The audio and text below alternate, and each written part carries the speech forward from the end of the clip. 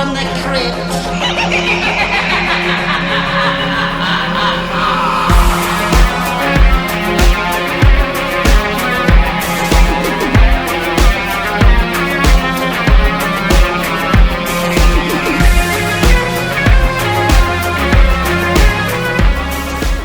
Hello, boys and ghouls. Welcome to episode 66 of Dads from the Crypt, the Tales from the Crypt podcast. My name is Jason. I'm joined by Jody. Hello. Mondo's out tonight, but we have a great guest for you. He is a senior writer at Entertainment Weekly and the author of You Got Red on You, How Shaun of the Dead Was Brought to Life. His name is Collis. Welcome. Hi there. Thank you so much for having me. It's a shame I'm not on episode 666 rather than just 66. I know. Well, give us a few years, we'll get there. Right. Well, maybe I can come. I can't really do the math to work out when that would be, but thank you very much for having me anyway. Yeah, our numbering is kind of funky because we do like all the special episodes with Alan Katz and we do interviews and stuff, and it's like, do we count those? Do we not? So like technically we're like well over 100 episodes if you counted every single recording we put out.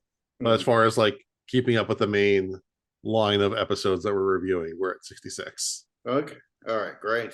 So I want to hear about your book. So when did this come out?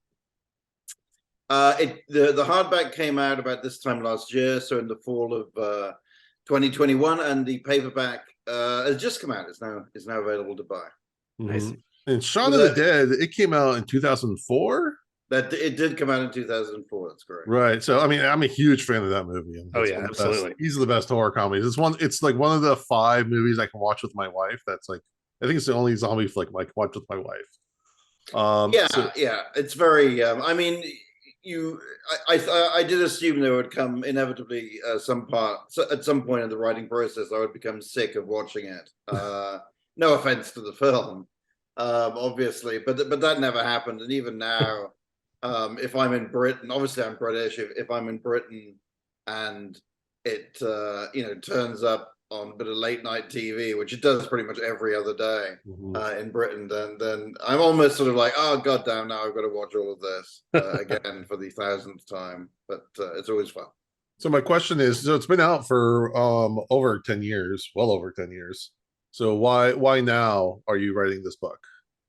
I had written about 4 years ago. I had written an oral history of Shaun of the Dead for Entertainment Weekly magazine, and I had spoken to Edgar Wright, the director, and cast members Simon Pegg and Nick Frost and Kate Ashfield, and the producer Naira Park, who's sort of like the fourth Beatle of the Shaun of the Dead Hot Fuzz creative team.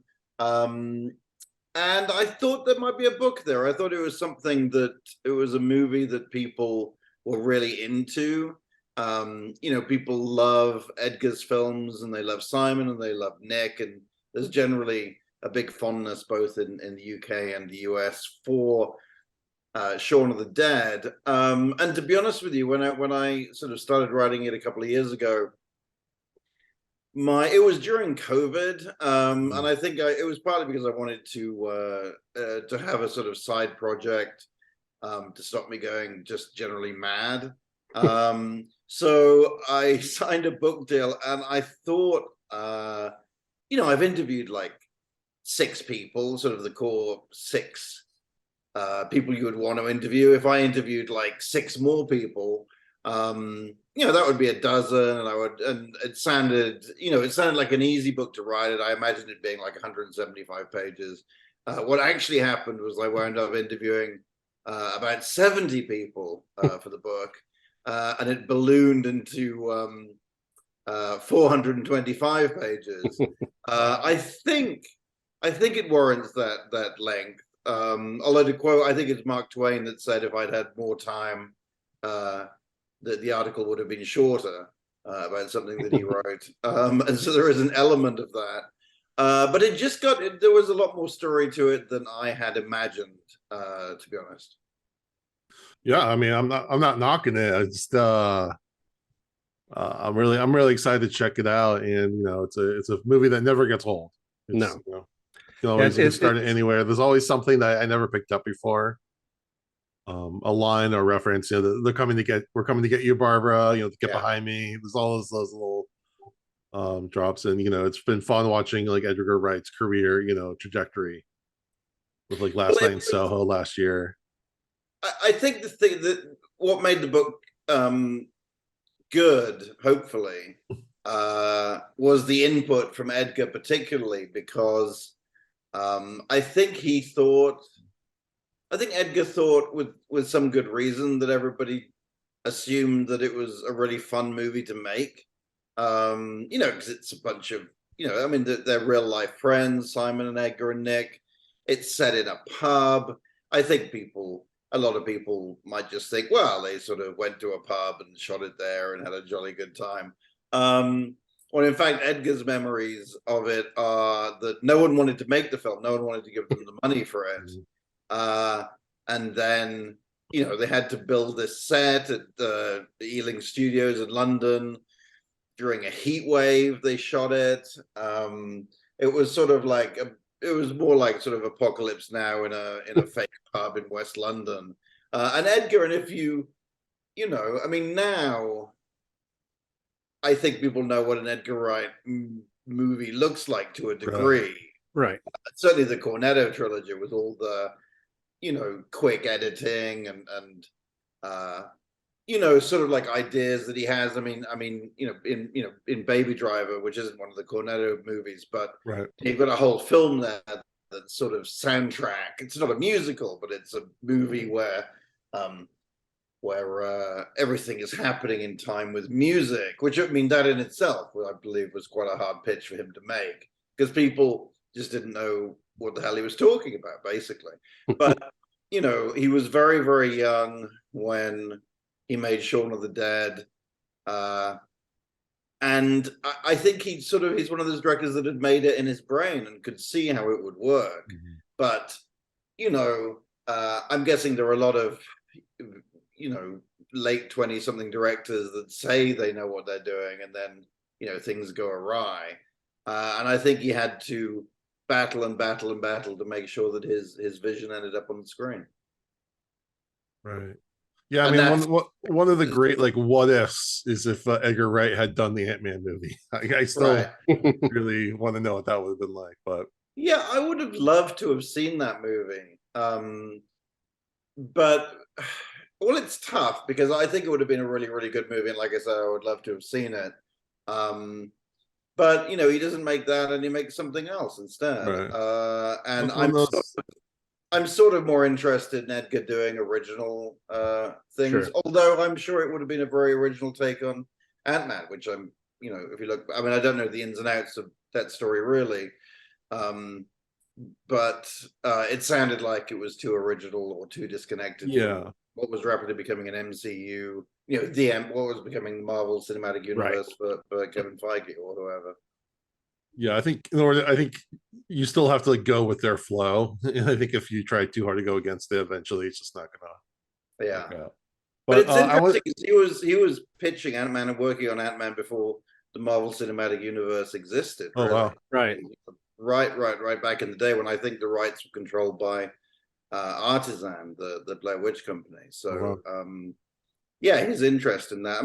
He really wanted to make a heist movie, which the finished result is a heist movie to some degree, but I think he had, if you look at if you look at something like, I'm guessing now, but he was thinking of something a lot more like Baby Driver than what it became. Right. Now, just to pivot a little bit, so the reason how we got connected is because you reached out because you wanted to talk to Al Katz and Gil Adler about their podcast.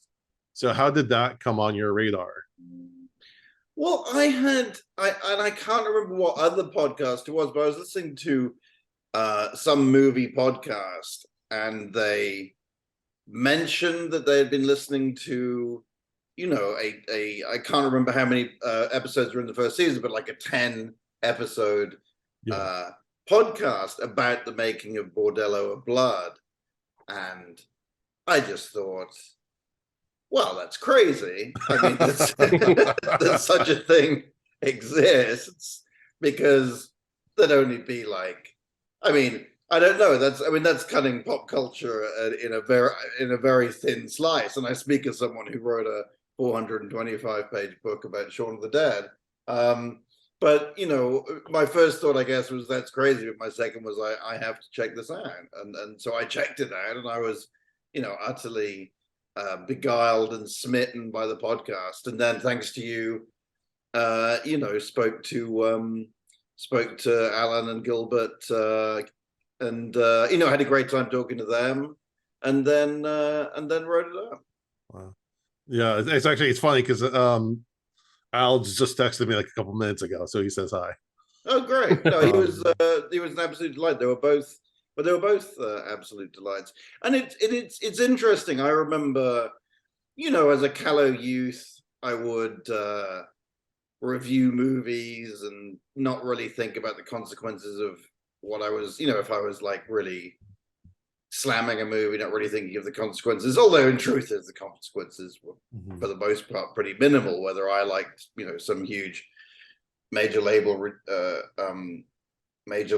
release or not. But it is interesting. Over time I don't really review films anymore because for a couple of reasons, one of which is that some of my favorite films I did not like on first viewing, and unfortunately it's not really something a film reviewer can do, to watch a movie and then sit around and think about it for a couple of months and then go and see it again and then go and see it again.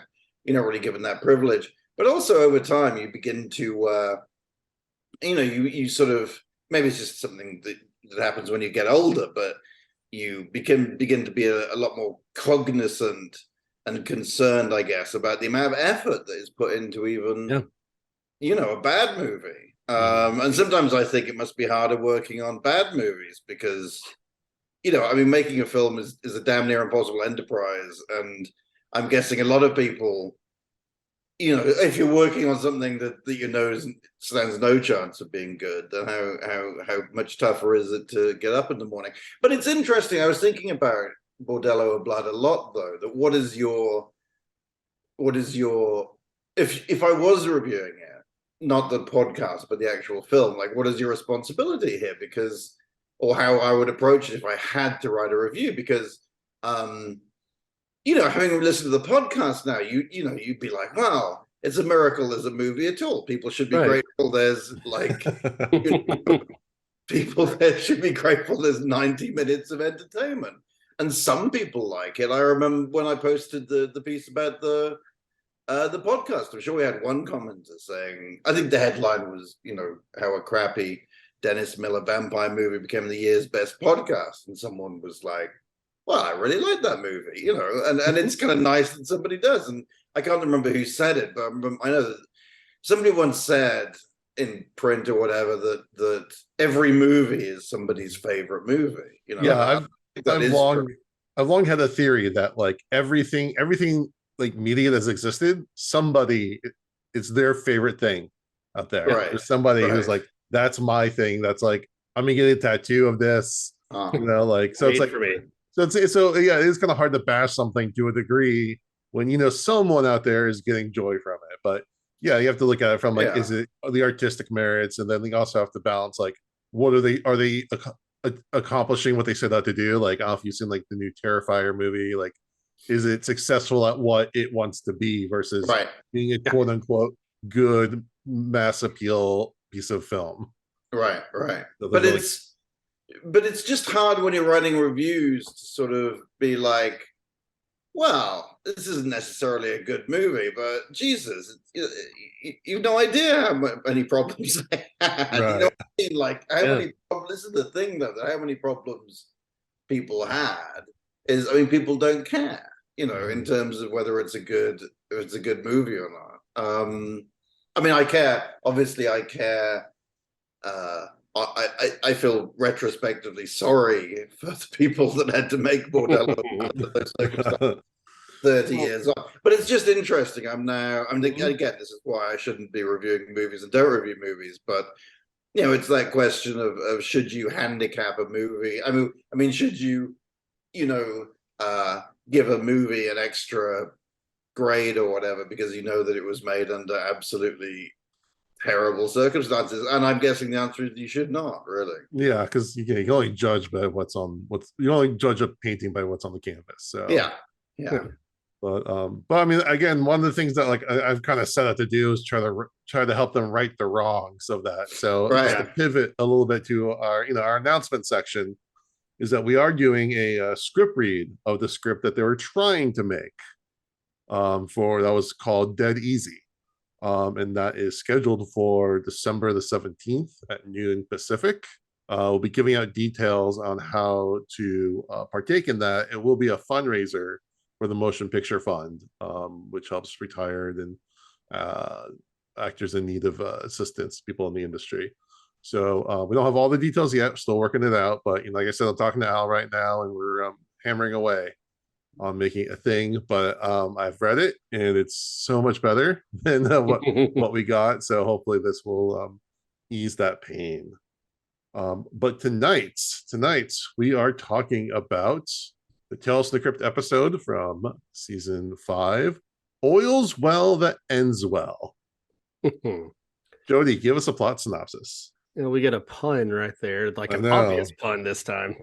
Sometimes we get those titles and I'm like, I don't even know what they're trying for here. So we open on I was a little confused at first. The Crypt Keeper is playing pinball, and I think the pinball machine was talking to the Crypt Keeper in the Crypt Keeper's voice, and then he talked. I don't know. Anyway, Crypt Keeper playing pinball. Just another fun visual. If anyone's wondering, that is a real pinball machine they made. So you can actually play that pinball machine. Oh, yeah. So we open on a foggy graveyard, and we can hear someone kind of grunting as the camera pans through the graves. And a woman is asking a man if he's been working out enough, if he's been taking care of himself. And then we see the two people. The man is named Jerry. He's digging up a grave as he talks to the woman who's named Gina, who is there in the graveyard, kind of in her lingerie. A voice comes from the coffin that he's digging up, and it opens up to reveal friend of the show, John Kassir, playing Larry, who is alive and well. And it's all part of a con to fake Larry's death and bury him for a payout and then dig him up. And then Larry gets out of the coffin, starts yelling at Gina, who is his wife, I think. Starts calling her names, but before he can finish, Jerry shoots him and Larry falls back into the coffin. Jerry says, we've got this money now, let's go to Vegas. But Gina says, I want to put it in a mutual fund. It's time to go back to work. So we got a couple cons here. At a bar. Are you saying mutual funds are a con? Sure, whatever. I don't know anything about mutual funds. just because you're an adult doesn't mean you know about adult stuff, all right? I could probably make more sense out of the Vegas one than that. But anyway, at a bar, a man named Cardi is sitting at the table with his dad and his friends. His dad's friends. There's a bunch of old guys and this one young guy. And Cardi grabs the waitress's butt and gets slapped. Gina comes into the bar and gets everyone's attention. And Cardi tries to make a move on her. He gets shot down. And he says that she's a lesbian. And Gina, like from behind, grabs his crotch and flips him up onto the ground, onto his face. And she gets into it with all the men at the table who called her a bitch. And she chews them out and says they're just like her bosses. So they ask, what kind of business are you in? And she says she's in the oil business. And this is going to be hard for me, by the way, because I'm a Southerner. And the word oil, it does not, my tongue doesn't do these words. It's, if I say oil and somebody is like, what is he talking about? That is oil. But saying oil makes me feel like I'm like straining something out of my mouth that's not supposed to be there. So if I say oil, that's what I mean. Sorry.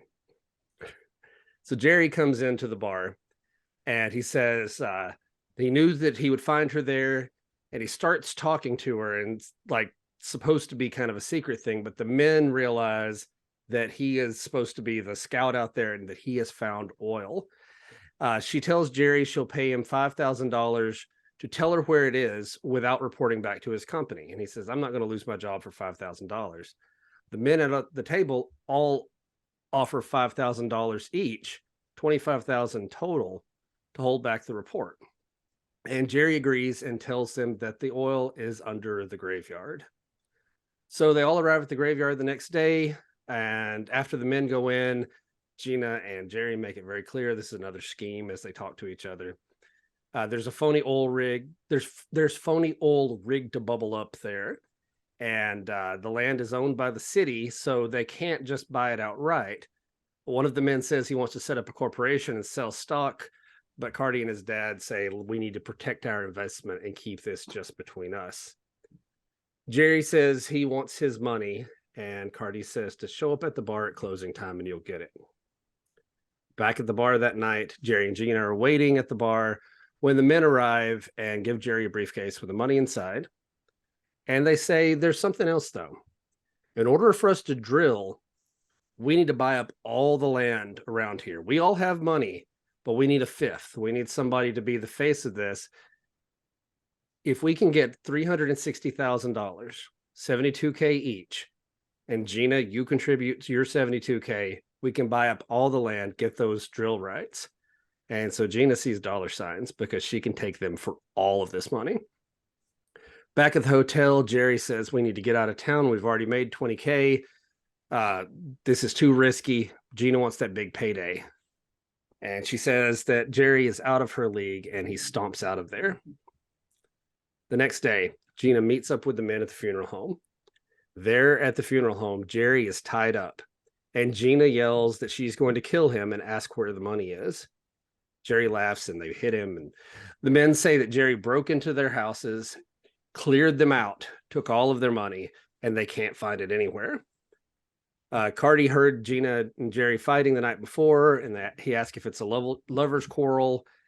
And they say that they found Jerry's car in front of Joe Osborne's house. We find out Joe Osborne is the barmaid that we met earlier. And so Gina seems really mad. She brushes it all off and says, we need to get to work. Gets a syringe full of acid that they use in oil drilling and shoots him, or she asks him first where he hid the money. He won't say anything. And she shoots him directly in the heart, and he cries out once and then dies. The men load him up in a coffin and bury him. So in the back of the graveyard, later, Gina's digging up the grave, saying they bought the whole thing. So this was the shot was not actually an acid. It was something to make him appear dead. And Jerry calls out from the coffin saying to get him out of there, when suddenly Jerry steps up behind her outside of the grave. Says, if you're here, then who's in? And then we open it up, the coffin, and see that Cardi is actually in there, alive and well. Jerry says the oil surveyor Kahan is a 3-man con. And Gina says, well, why didn't you tell me then? I'm the third person. At that point, Larry, John Kassir, walks out from behind her and says, this is a 3-man con. And he shoots at her with his gun. It's just blanks. So the whole thing from the very beginning was a setup. The rest of those men who have been working on this, they all show up too. Everyone is in on it. Every guy is in on this thing. And she says, it's my money, but Larry says it belongs to him now, or belongs to them now. So that's her entire life savings that she's contributed here. They laugh about stealing her life savings. They get Cardi up out of the hole, and they realize that Cardi has oil on his shoe. There actually is a deposit of oil underneath this graveyard. And so the men are all kind of in wonder here. Larry says, I'll be damned. And Gina says, yeah, that's for certain. Hell hath no fury like a woman scorned. And throws her cigarette onto the oil, blowing them all up. And that's the end of the story. But we have one of my favorite Crypt Keeper gags ever. Is at the end, we see the Crypt Keeper watching this episode on VHS. And he rewinds it to a scene that has John Kassir's character and starts talking about how good he is. He says, this actor is as good as Gary Cooper or Robert Redford. And then his voice reminds him of someone. And obviously, John Kassir is the voice of the Crypt Keeper. So a really great closing gag this time. All right. Thank you, Jody. So Clark, I think in your emails, you said you've seen the movies, but you have not watched a Tales from the Crypt episode before. I don't think so. I may have seen at some point like one or two, but I may be confusing them with, one of the Outer Limits reboots or the Twilight Zone reboots, or sort of back in the day they do.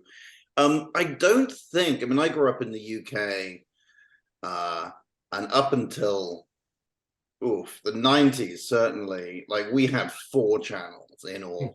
And so we didn't have, cable, and, we had a lot of, UK programming, and they used to repeat the hell out of that. And we would buy, it's not like I was buying them, but the networks would buy American imports, like Dallas, which oddly this episode kept on reminding me of Dallas in various ways.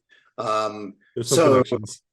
But and some of those would become big hits, Dallas and Dynasty or Dynasty, as they say in the States. And but I mean, there was a lot of stuff that British networks didn't buy, or would buy and then put on like at 3 o'clock in the morning. I mean, I do remember seeing numerous episodes of the Friday the 13th TV show, where they were, my memory is they were tracking down haunted artifacts, and there was no Jason Voorhees involvement.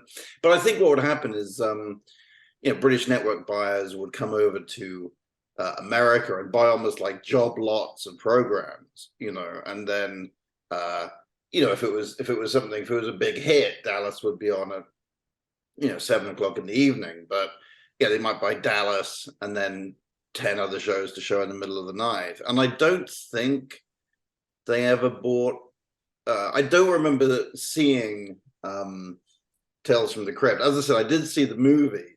I definitely saw Demon Knight at the cinema, and I think that I caught Bordello of Blood on video at some point in the proceedings. They may have released Tales from the Crypt on video, possibly in Britain, but like the idea of renting TV shows, regardless of what they were, seemed like you would be like, well, we get TV free. We're not going to start renting TV shows. So yeah, I had no.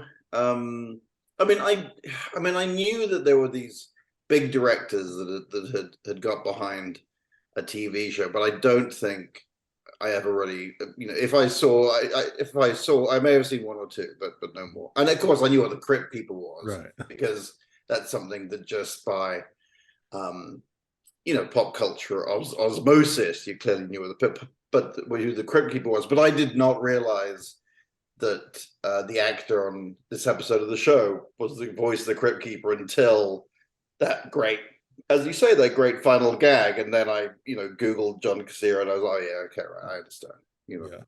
All right, so this being your first official Tales from the Crypt episode you've watched, tell us what you thought. I really liked it. I'm a big fan of con movies. I love to be sort of fooled, and then for the magician to show you his work. Big fan of The Sting, obviously. The Mamet movie, House of Games, the first Ocean's 11 movie, particularly. I think that counts as a con movie. And this is, the thing about, and I don't know whether this is the case with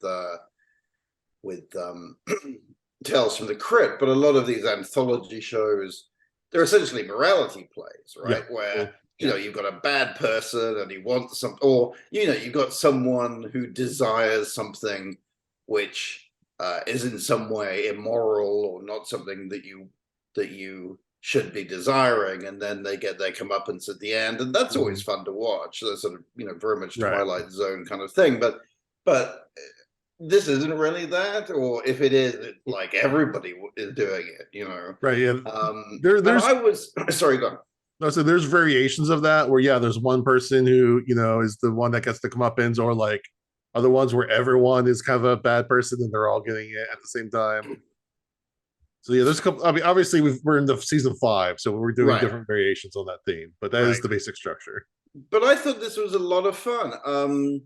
It really moved, I have to say. I was kind of, it was weird because it's such a, and I'm sorry, I'm sure people would be like, you're stating the obvious here, but it's like a 25-minute play, really. And it's like 5 minutes before you even get into it, between the seemingly endless HBO logo and then the, the Crypt Keeper stuff. And and then you're finally there. But I have to say, I was totally fooled by, like, it never occurred to me that the people in the bar were con artists, you know, and I thought that was a lot of fun.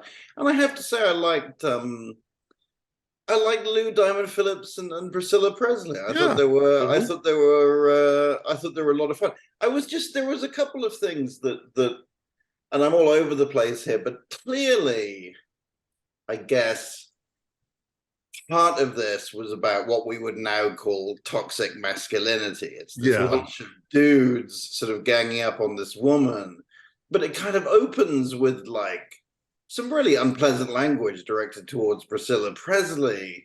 And having seen the totality of it, I know what the writer was getting at, but I'm like, well, this seems mean and unpleasant and uncalled for. And why is Priscilla Presley in her underwear in a cemetery? And so, but you know, but like I said, they're moving at a rate of knots. The one thing I really didn't like was the fact that Priscilla Presley dies at the end. I thought it would have been a much better twist if for some reason all the guys were in the grave, and then I've no idea why she decided to set herself on fire. That seemed like that's unless she thought that they were going to murder her, I guess. Yeah, I mean, you have to take into account this is HBO in the 90s, so they're trying to push the envelope with, you know, sexuality and the language that they can use that other networks can't. So I think they're kind of flaunting it a little bit.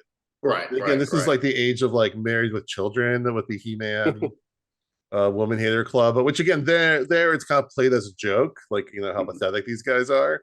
Where again, looking at it from this lens, I was totally like, oh no, are they really going like, are they going full on woman hater here? And I was really worried for a little while about what was going. And then at least like she had her badass moment, and it sucks that she sacrificed herself, but at least like I thought it was going to end with them like forcing her to be in the coffin and burying her alive. And I was like, all right, that's where I thought it was going to go, and I'm really glad it didn't. I will say the episode doesn't give a good explanation for why she does it, but it's connected to the comic, and I'll get to that in a little bit. Okay. Okay. So go. Yeah, keep going. No, I just thought, and I am the king of believing. I know we're talking about a TV show rather than a movie, but I'm the king of like believing that all movies should be 90 minutes. So I'm not generally a person suggesting that you should give more time to things, but I was like, oh, I would have watched some more of this, you know, or maybe even this is a movie, you know. That's kind of the curse. That's the curse and the blessing of Tales from the Crypt is they have to be the exact same length. Almost every episode is within a few minutes the same length. One is a double episode. That's like a very special circumstance. So either you want more, like, they could have definitely made this into like a movie, or the episode's not working and you like just want it to be over. So you get to that, so you can get to the crypt part at the end. So it's kind of like, it's a balancing act where some you want more, some you want less. Yeah. It's obviously best to be wanting more than thinking that was too much. But no, I thought it was, I mean, outside of the Naked Gun movies, I don't really remember seeing Priscilla Presley and all that much, although she was on Dallas, right? Am I right in thinking? For like 100 episodes or something. Between the oil and Priscilla Presley and it being in a desert, obviously, I just and the time, I kept on thinking of Dallas for some reason. But I thought Priscilla Presley was great, and I thought Lou Diamond Phillips was great, and it's always fun to see Alan Ruck. Yes, and he must have been getting to, and I speak as a man in my 50s myself, but he must have been getting to the right at the end of being able to play like the kid in this, because he was, I mean, it's one of those weird things. I don't know if you're a fan of Succession, but Alan Ruck is only like 7 years younger than Brian Cox. I mean, he was not a teenager when he was in Ferris Bueller. I was just looking at some of their IMDb's. He was 29 when he did Ferris Bueller. That is insane. But it's always fun to see him, and he has actually done quite a lot of horror. I think he likes horror. An acquaintance of mine, Mike Williamson, who's a lovely guy who lives in LA, directed a short with Alan Ruck, a horror short, which I thought was great. Although the other thing that struck me, and again, I apologize for my lack of knowledge of the subject, but there was nothing supernatural about this, right? I mean, no, not all of them are supernatural. Okay. Some of them are like, yeah, some of them are just like human stories. Mhm. And the ones that are supernatural tend to be like something pops up more towards the end, or like it's just like one aspect, but largely because of budget. They can't have like, a zombie or something like throughout. They can have like a ton of zombies or anything. They just don't have the budget for that kind of thing. So like there might be like something supernatural towards the end of the episode. And then maybe this is something we'll get in later, but then I started obviously IMDb being the people responsible and came across the rather unusual career of the director of the episode, who was a let me just look it up here, but he was His makeup and hair for a long time. but the what appeared to be the makeup and hair guy for the 80s with what was it, Die Hard and Predator 2, Roadhouse. He was in charge of what's his name, Patrick Swayze's hair in Roadhouse. Right. Him to thank for that. Right. So this is like remarkable hair that he's looking after, and then moved into directing, which is I mean clearly if you're interested in directing and you're around productions a lot, that's going to give you a head start. But it's just interesting that is not. I mean John Peters famously the producer was the sort of the hairstylist in LA before he became a producer and then a studio chief. But it's a somewhat unusual route to become a director, right? And just to give a name, that's Paul Abascal, if I'm saying that right. Was the director, yes. And he did a lot of TV, a lot of episodes, especially of Lands and Nash Bridges, were his two most prolific items. But then, he did a lot of. And the writer went on to be a producer on Hannibal and a writer producer on Hannibal and Pushing Daisies, right? Yeah. So the episode is written by Scott Nimfero, and he did like 10 episodes of Tales. So he's done a lot of Tales. He wrote on Pushing Daisies and Hannibal. He wanted to produce X-Men, Bordello Blood, Demon Knight, and again Hannibal and Once Upon a Time. And he unfortunately passed away a few years ago. And then you've got this sort of great supporting cast of geezers, who none of whom I could have named, to be honest with. Although I should have known Rory Calhoun's name, I guess. But that's the one I would have named. Yeah, I couldn't have named any of them, but have cumulatively seen them in, I'm sure, hundreds of things. All right. So Jody, what did you think of this episode? Yeah, like Clark was saying, I love a good con movie. Although mine are probably a little less classy because like when I think of a good con movie, I think of like Wild Things, because Wild Things actually really it's a good con movie. But also The Handmaiden, which I watched with Joe on Films at First Sight. The Handmaiden is fantastic. Oh, it's great con movie.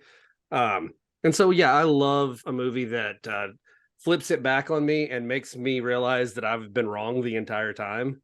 And that's what this episode did, because about some cons. I assumed Larry was dead. Larry coming back at the end, complete shock. The guys in the bar being in on it, complete shock. This is not a typical Tales from the Crypt. There's very little horror in it. But I thought it was just a really well done, especially with all of these actors. You've got such a great cast, and they're really playing it up. The one guy who played Alan Ruck's dad, Noble Willingham, I think is his name. I just realized his character name is Mr. Petermeyer. I think that's a Ferris Bueller reference, isn't it? I don't remember, but I need to double check that, but I feel like that's a Ferris Bueller reference. But anyway, when they were in the funeral home and she asked, like, where did you find him? And they were like, we found him in the bedroom. We found him and they just played up this like local yokel kind of hick thing so well that I had no idea that they could be in on it, I thought it was really well done. The twists were well done. I didn't exceed them, any of them coming. Great performances from everybody. Rory Calhoun is one of the ones that I would have recognized, not from his early work, because he did tons and tons of westerns back in the day, but I know him from his like later years. He did well, on my wall back here, I've got a thing that says it takes all kinds of critters to make Farmer Vincent's fritters. He was in Motel Hell. Right. He was really good in a B movie called Angel, set in LA, about a it sounds really trashy, but it's actually a good movie. I love the cover for that. Yeah, it's she's a high school student by day, Hollywood hooker by night. It sounds like a trash movie, but it actually is really good. It's about family and like chosen family and taking care of each other on the streets of LA. And he plays a street performer who's a washed up cowboy. I love him in that. So yeah, just great performances all around. Great stuff. I really enjoyed this episode. Yeah, I really yeah, this is a really fun episode. It's probably a little too overstuffed for the time given. I think if they would have simplified it, it would have been even just a little bit. It would have been even better. But who are you going to cut out of this movie? Because all the performances are so good. Yeah. Again, Lou Diamond Phillips, one of those guys that you just always like. He's just so charismatic and likable. I remember him. For some reason my parents let me watch La Bamba when I was a very young kid. So I always had that connection with him. Even he was in the Young Guns 1 and 2, and this, like, I remember the First Power and Bats.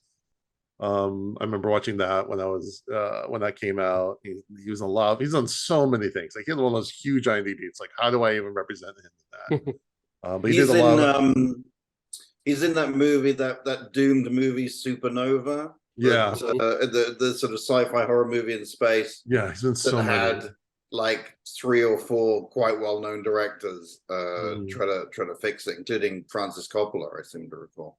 Right. But that's kind of fun. I remember seeing that in that was kind of my first thing. I was traveling from London to New York to interview somebody or other, and I went to see Supernova in the theater in in what used to be, I think, the Virgin store in Times Square, which isn't there anymore. But it was my first experience of like a really rowdy American audience. Yeah. The kind that you don't necessarily get in Britain. And I was kind of like, and they were reacting to the movie in a sort of stunned and disappointed and somewhat angry, not really angry, but very rowdy fashion. I remember thinking, like, is there a riot am I gonna be part of this great Supernova riot of whatever year it came out? Yeah, because I think it came out around the time that Event Horizon came out too. So again, we got kind of projects.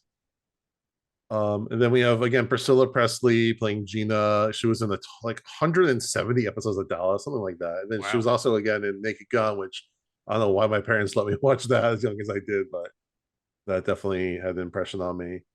And then also again we talked about Noble Willingham. He was in Paper Moon. He was in The Howling. He was also in La Bamba. He was in City Slickers, Walker Texas Ranger, Ace Ventura, but he was also Mr. Binford from Home Improvements. So he was like the owner of the company that Tim Allen worked for. He showed up a couple times. Alan Ruck has one of those sneaky careers that, like, it's not flashy, but he's always doing something solid and just kind of there. This might be the most unhinged I've seen him in the movie, which is really fun. Again, he was also in the Young Guns movie, so another connection with Lou Diamond, and he was in Speed, he was in Twister, he was in The Happening, and he also was recently in Freaky. I mean, he has probably one of the best scenes in the whole movie. The best death in Freaky, for sure. Yeah, spoilers, he gets sawed in half and they show you the whole thing, and it's amazing. Good. And he was on Spin City for like I don't know, 8 years or whatever, right? I watched that show a lot too. And he's so good on Succession, I have to say. I'm so glad that he's although on that he's the sort of most buttoned down one, I guess. But he's always a treat as well. I've interviewed him. I interviewed him for the last season of Succession. He was great. Nice. Rory Calhoun, we already talked about him, but he started acting in 1944. Like, come on. And he's been in so many things. It's a crazy career. This was his last performance too. Yeah, this is his last performance, which happens I hate to say it, there's a good chunk of people who Tales from the Crypt was one of their last performances. Well, if you employ enough people, Yeah. it's like law of averages. it's like whenever there's a big rock festival, and I guess I shouldn't. I'm not making fun of this. But whenever there's a big rock festival, what will happen quite often is that somebody will die, and then people are like, "Oh, this was badly managed," and then rightly or wrongly, the person running the rock festival will point out that if you have 200,000 people, in a field for 3 days, then statistically there is a good chance one of them somebody's going to die of something. Well, I think with Tales from the Crypt, because it's so well known and because it's such a short commitment, they're able to get actors who just want to come in and work for a day and just maybe get their name a little bit out there. So I think sometimes they get older classic actors, like from like Golden Age era, to come in and just do like a couple of days or so work and just kind of, just to be out there a little bit.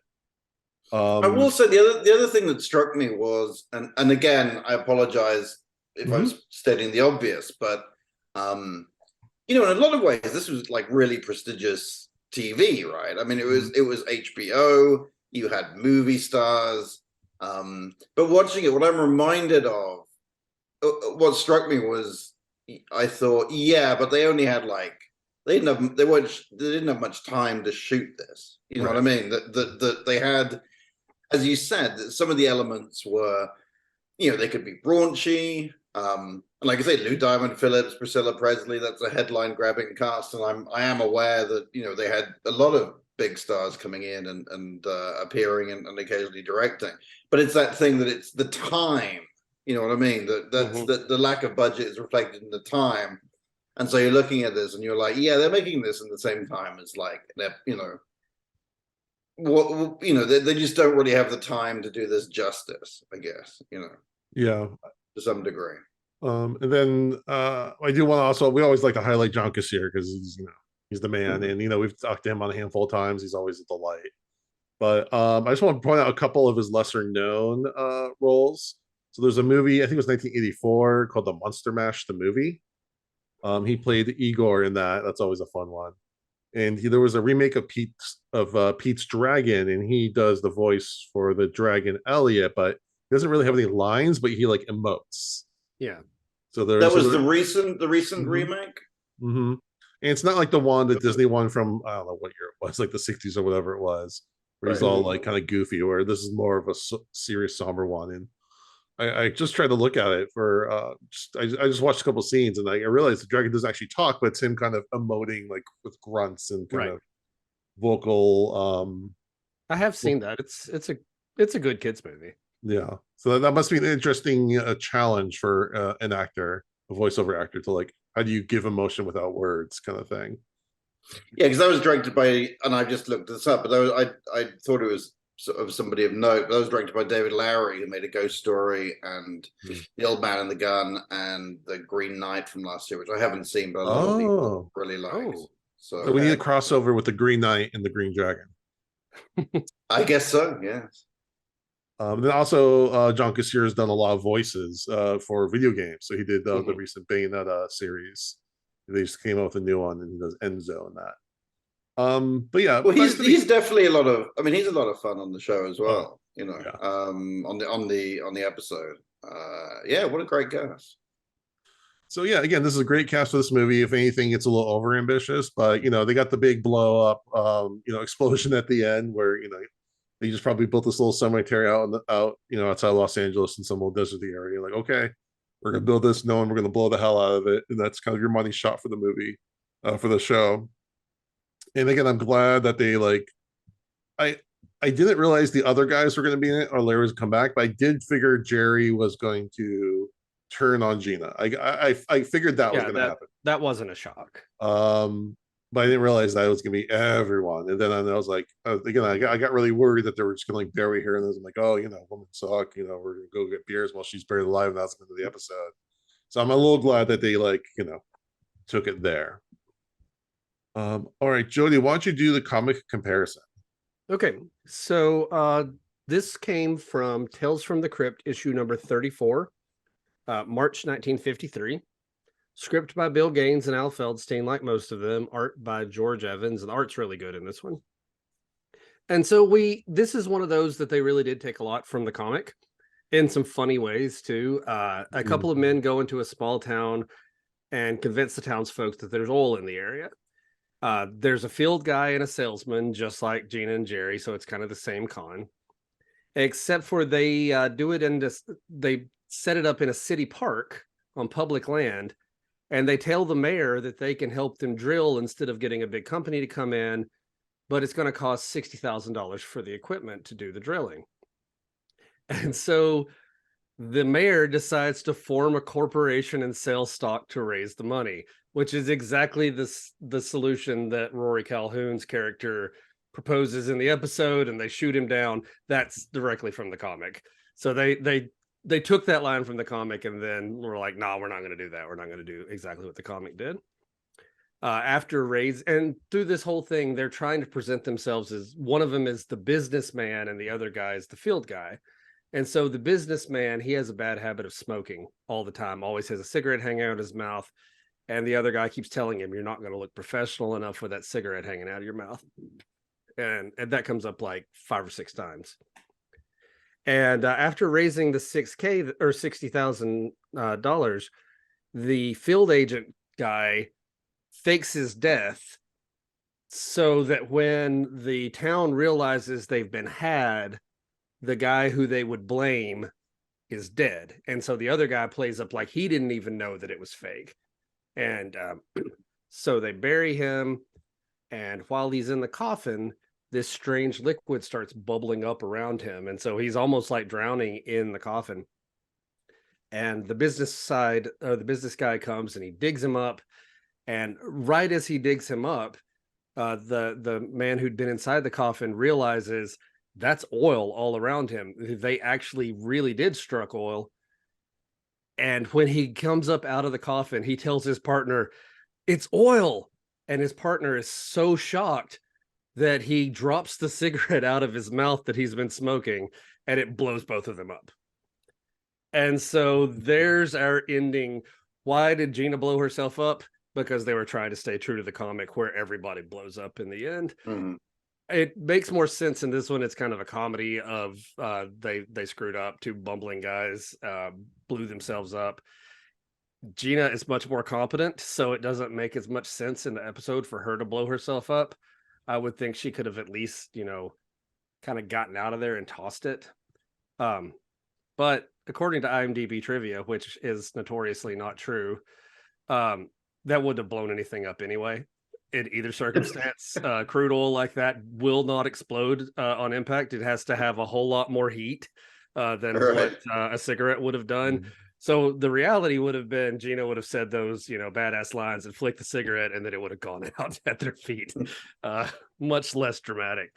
Yeah, so that's the ending of the episode was directly pulling from the comic, even though it made more sense in the comic than it did in the episode. So it's a fun little comic, a uncharacteristically comedic ending for a Tales from the Crypt story. Mm-hmm.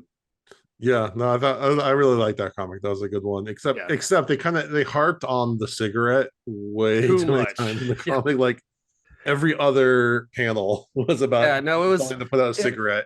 It's like if Chekhov's gun, instead of they mention it on the mantle, every other scene, someone's like, hey, see this gun? Hey, what about that gun over there? What's that gun doing? And then finally at the end, they're like, oh, someone got shot with the gun. Oh, yeah, of course they did. Obviously. Yeah, but no, it was fun. It's a good comic. Yeah. All right, let's move on to our episode ratings. So we do 0 to 5, 5 being the best. You can do half points if you want. Obviously, Clark, we've seen some of the episodes, so our rating might be a little bit different, than yours. But I got no. It's like the Big Lebowski. I've got no frame of reference to. If you just say just whatever your gut tells you, what would you rate this episode? I'm gonna give it a generous 3. I think. All right, Jody. I'm gonna go just a little higher, mainly just because this cast. I think a 3.5. It's just a really fun episode. It doesn't have some of those classic Tales from the Crypt-ness to it, like there's not as much the blood and guts and all that stuff that you expect. Not very much of a horror story, but as far as just a good con story, I really enjoyed it. Yeah, I'm going to 3.5 as well. It's a fun episode. It could have used a little. I would have reduced a couple things like character wise and a little bit of the plot, simplified a little bit. And again, there isn't really any gore. It's really just people talking in rooms the whole time, except for the explosion Mostly, at the end. But again, John Kassir is an episode. You gotta love that, and the rest of the cast is just great. But yeah, it's not top tier, but it's definitely one you wouldn't want to skip. Yeah, let's put it that absolutely. way. In the pantheon of Tales from the Crypt. All right, now we're going to kick it over to our friend Uncle Al and Rebecca. All right. So usually Mondo does song of the day, and he comes up with these big convoluted stories to get us there. But I'm filling in for him, so I'm doing a little bit more simple. But it doesn't really need to be said, but obviously Priscilla Presley was married to Elvis Presley. So I'm going with an Elvis song, but I'm doing a cover of an Elvis song. We're going to do, in honor of our British guest, I'm going to do Suspicious Minds by the Fine Young Cannibals. Okay. Yeah. I just want to see the reaction to somebody who is listening to this playlist that Mondo has on Spotify. Yeah. And they're just got this on shuffle, and it's, the songs that Mondo likes and the growly vocals, and then all of a sudden we get Suspicious Minds. But I thought thematically there's a lot of Suspicious Minds in this episode. Oh yeah, absolutely. Makes perfect sense. And I actually really liked the new Elvis movie. I saw it in theaters. I took my wife on a date, and it's a lot, but I had a good time with it, except for someone almost started a fight in the theater, and like a couple with like some kids walked out because people were using some language at each other. So our ruckus American movie going crowds. I saw Elvis on a plane just a couple of days ago, actually. Much as Baz Luhrmann did not intend me to watch it, I'm assuming. Right. And I thought it was pretty good. I've realized over time that the music biopic is kind of my least favorite genre. I just hate that sort of, oh, I was listening to the radio, it's all gaga. Wait a second, that could be the name of a song. That just drives me insane. But I thought I really liked Elvis, and what I liked a lot more was the Weird Al movie. I was teeing up to see if you were going to talk about that. That movie is amazing. Yeah, that was fantastic. Because it takes exactly what you just said and just turns it. And I'm sure I'm going to offend thousands or tens of thousands or hundreds of thousands of British Weird Al fans, but Weird Al doesn't really have that. He is not as well known in the UK as he is in America. Mm-hmm. Like, I knew Eat It, and that was really the beginning and the end of it, which I'm setting up to. I was watching Weird with my girlfriend, who knows nothing about Weird Al at all, and so she was enjoying it, but occasionally she would turn to me and she would be like, he was shot to death at the Grammys, and I'm like, he wasn't, because I pointed out that he had the cameo. You know what I mean? So he's not dead, but. Right. And the fact that he's doing whatchamacallit, Amish Paradise like 20 years before. Yes. But it was just, I mean, my girlfriend's much brighter than me, but I think it was just that she had no idea about who Weird Al was. And there's so much, and if you don't know who he is, there's so much information coming at you, some of which is true. Mostly it isn't, but it was just fascinating for her to be. She was like, "Did he get murdered at the?" I'm like, "No, he did not get murdered at the Grammys. Like, he's the least likely person to get murdered at the Grammys." Right. Well, it's basically a parody of a biopic by Weird Al. Yes, and so I enjoyed that immensely. But I would suggest that that's more in the "This Is Spinal Tap" camp, right? The genuine biopic, like Walk Hard.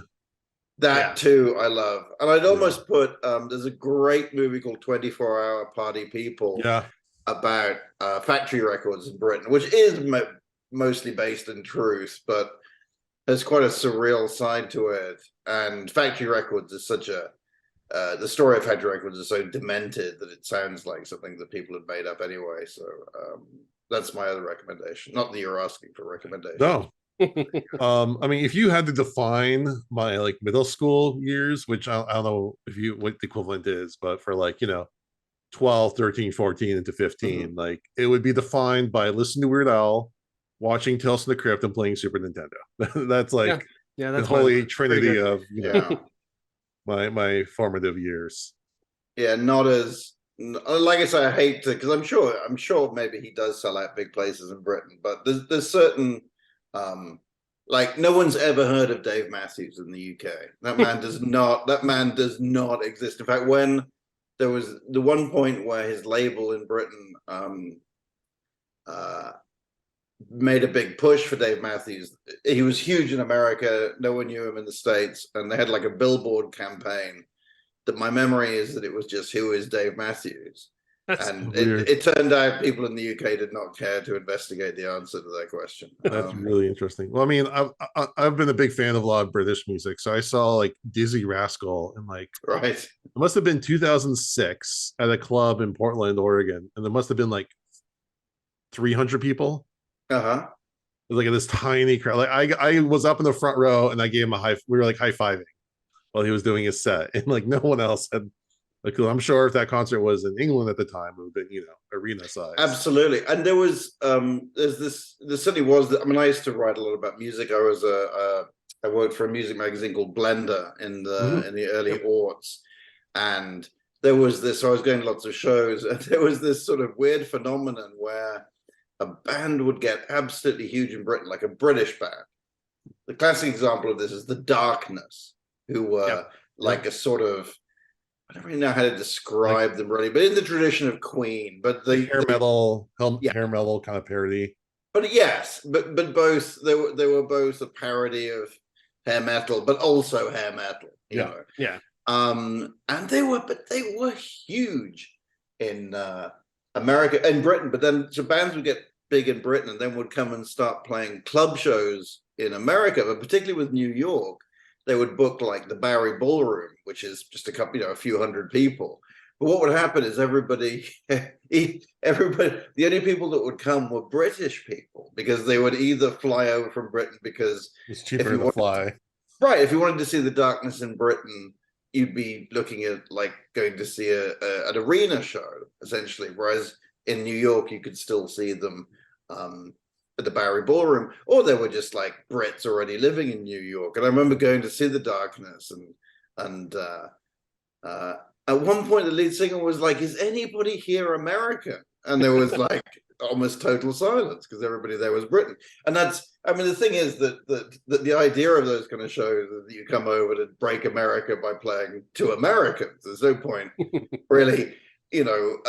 Bringing all your, doing an expensive club date tour to play to a bunch of British people, but that was always pretty interesting. Yeah. We're way off the subject. No, that's fine. No, I love talking about that. We're off the subject all the time on this show. Yeah, that's fine. Okay. Maybe I should have done a Dizzy Rascal or something from the streets. No, I thought Fine Young Cannibals are an excellent band. So that's and Roland Gift had something of an acting career himself, the lead singer of Fine Young Cannibals. So yeah. All right, Jody, give us some horror movie news. Okay, so we are post Halloween now, so the news has slowed down considerably. We're no longer in this torrent of new releases and everything, but there is still some news.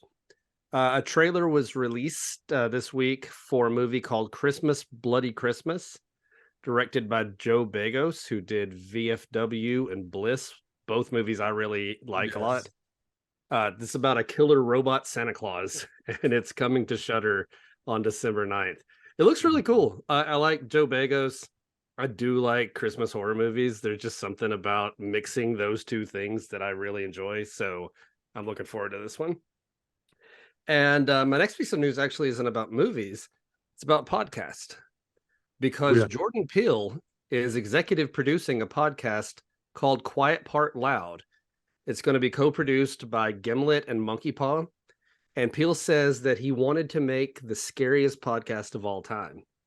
And this is what he's releasing. It's coming to Spotify on November 15th. I guess, I don't know if it's like the full thing is dropping or if it's going to be a weekly release. But here's the plot synopsis here. Rick Egan, a fear-mongering right-wing radio host who loses his platform in the wake of 9/11 for spreading xenophobic rumors surrounding a group of missing Muslim teenagers. 8 years later, the washed-up Egan is slumming it on the convention circuit when a mysterious woman offers a tantalizing revelation. One of the missing teens has reappeared. Egan embarks on a crusade for vindication and ultimately makes a Faustian bargain with a demonic, shape-shifting sound monster known as the Blank, which thrives on hatred. Wow. So, I mean, that sounds interesting to me. And Gimlet, Monkey Paw, these are like the big guys in the podcast game. So when we say immersive audio experience, you know it's going to be fully like sound effects and music, and there's big actors in it. So I'm really looking forward to this. By the time this episode comes out, at least the first episode of this will be out on Spotify only. Nice. Yeah, I'm not too much into audio dramas, but I'll give that a try. I've liked quite a few.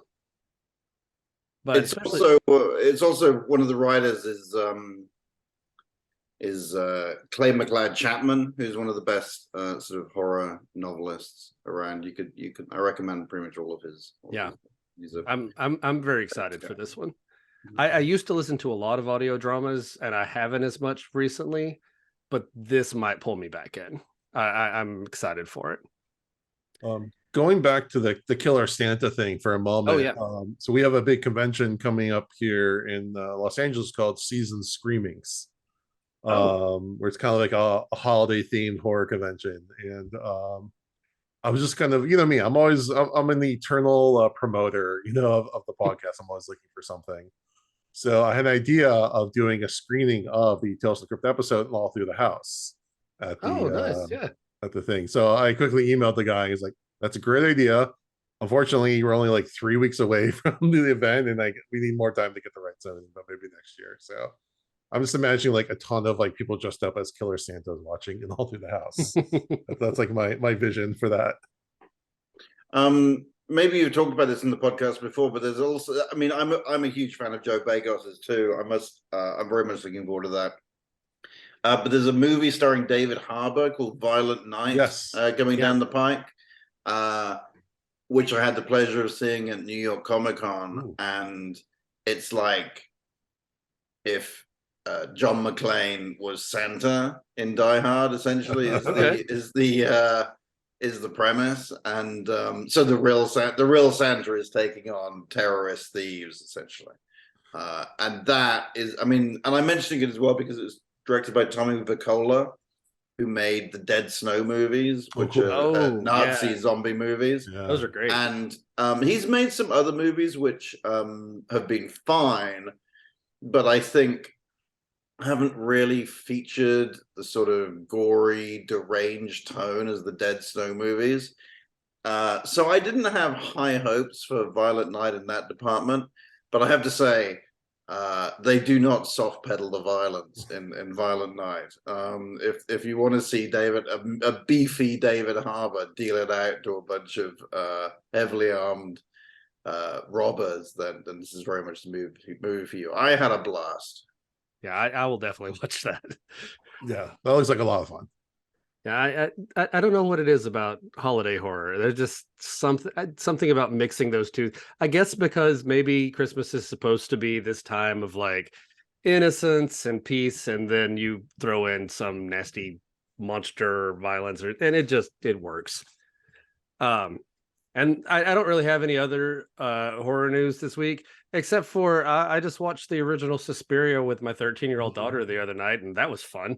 I got to break out my 4K and introduce her to an Italian horror all in one night. So what did she think about it? Yeah, she liked it. She liked it. It's different than the other kind of things we've watched, but I think she really enjoyed it. are you gonna make her watch the remake now? Not sure about the remake. It's been a while since I've seen it. I might want to go back and see what's in there before I show it to a 13-year-old. I just want to see if she can sit through the whole thing. Yeah, it's long. My memory is that that's a lot more harrowing and I think and so, yeah. depressing. And I don't mean that as a criticism necessarily. No, but, no. Oh no, I enjoyed it quite a bit, but for it might be a 13-year-old, bit much. Yeah. yeah. All right. Thank you, Jody. All right, that brings us to our last segment, our dad advice. And when we have a guest, I don't know if you're a father or not, but you've also obviously a successful writer in your own right. So, Clark, I was wondering if you could share some advice that you've gotten that you want to share to our audience. Well, I'm not a father as far as I'm aware. Wow, that's a good. Or mentor. What would you give to a mentee, like as a mentor, mentee type of advice? Well, I guess if I'm mentoring them, then the advice is maybe a bit late by that point. But I mean, I'm lucky enough to have a job that I really love, and it can be quite stressful from time to time. And I'm not always writing about things that I want to do, but I have to say I absolutely love it, and I've been doing it for about 30 years now, and I find that my contemporaries have still have jobs, but maybe in some cases are very much not as interested in their jobs as they once were, whereas I'm still completely fascinated by mine. Now, of course, my job is quite often to wake up and go and see a horror movie and then like interview somebody about it.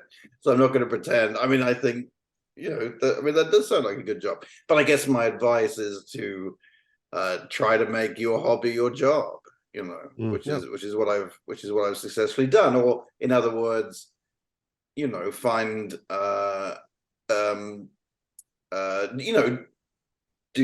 a job that you love. Having said which, I'm going to die a relatively poor man. So maybe, the other alternative is to find the thing that's going to make you the most money, and then you can retire early and get up and watch horror movies on a Wednesday morning. So there are various ways of skinning this cat. But no, well, if you can, and obviously it's not possible for everybody, but if you can find a job that you really love, then I do often sort of leap out of bed to go to work, which is a lot of fun. Nice. Except I don't really go to work anymore. But we are going back to the office. But to metaphorically go to work, to at least put on some trousers. Yeah, somebody wants to come and pay me to talk about horror movies and podcast about them. Oh yeah, I'm in. And give me health benefits at the same time. I'm all for it. All right. Well, I think that wraps up another episode. Clark, thank you so much for coming on. Where can people find you? And where can people find your book?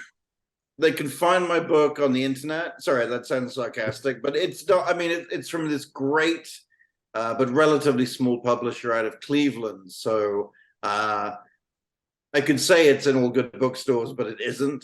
If you Google, it isn't even in all good bookstores, I have to say. It's on Amazon. Well, yes, but some people don't. Yes, you can definitely find it on Amazon. You can definitely find it on other internet services. It is possible to buy paperback and hardback. So just Google Clark Collis and Shaun of the Dead, or just Shaun of the Dead book, or You Got Red on You, and you'll find it soon enough. I regularly write for Entertainment Weekly, and I'm still on Twitter on @Clark Collis and Instagram and all of that. I'm pretty findable on the whole. Excellent. All right. Well, we appreciate. Next week we will be reviewing Halfway Horrible. Next episode. We appreciate everyone for listening. We would really appreciate if you would give us a rating or review on iTunes or Spotify, and check out our Patreon for bonus content. Also, check out our YouTube channel for videos of these podcasts, including a new episode of Vault of Horror Collectors, where we look into the Crimson Room of the largest known collection of memorabilia from Bram Stoker's Dracula, just in time for the 30th anniversary. And with that, we thank you for listening to Dads from the Crypt. Follow Dads from the Crypt on Facebook, Twitter, and Instagram, or I will follow you to the grave. No, seriously, you really should watch. But be careful what you ask for. You may get it.